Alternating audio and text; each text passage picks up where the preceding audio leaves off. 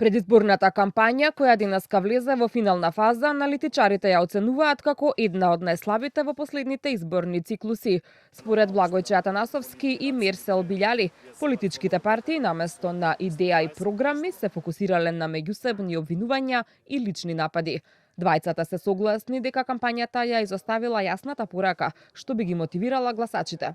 Класична за македонски услови, ништо поразлично од овие 35 години од класичниот македонски партиско-политички фолклор на меѓусебни обвинувања. Ништо ново не видовме од политичките актери, од власти, од опозицијата и од другите политички партии. За жал, мислам дека тоа се повеќе ќе ги одвраќа граѓаните за учество во изборниот процес во годините кои ќе доаѓаат, наместо неопределените граѓани да бидат на еден начин, како да кажам, убедени да гласаат за опциите кои им се нудат.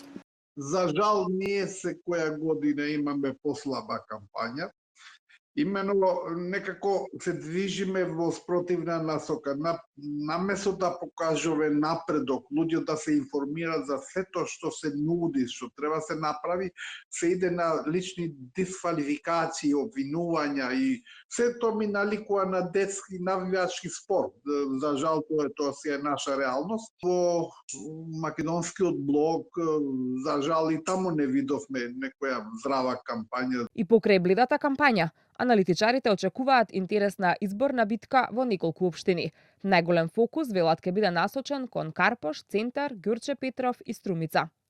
Во главниот град Скопје и преостанатите скопски општини очекувам победа на ВМРО ДПМН со исклучок на општина Центар, каде што фаворит е Горан Герасимовски, со исклучок на општина Карпош, каде што ќе гледаме премногу интересна битка. Струмица ќе биде многу интересно да се следи дали после 20 години од владењето на социјалдемократите ќе остане оваа општина во нивни раци или ќе ја земат ВМРО ДПМН по своја капа после 20 годишно владење. Општина Куманово ќе биде интересно. Од албанскиот блок најжестока битка според нив се очекува да се води за Чаир, Титово, Струга и Кичево. Ја мислам дека тесно ќе биде Чаир и Тетово, можно и Струга, веројатно и ќе биде и Кичево.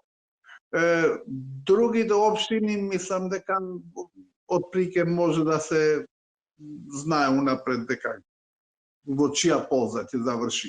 Во битката за градоначалници има 300 кандидати, а за победа во првиот круг внедела потребно ќе им биде да освојат над 50% од гласовите на тие што ќе излезат да гласаат.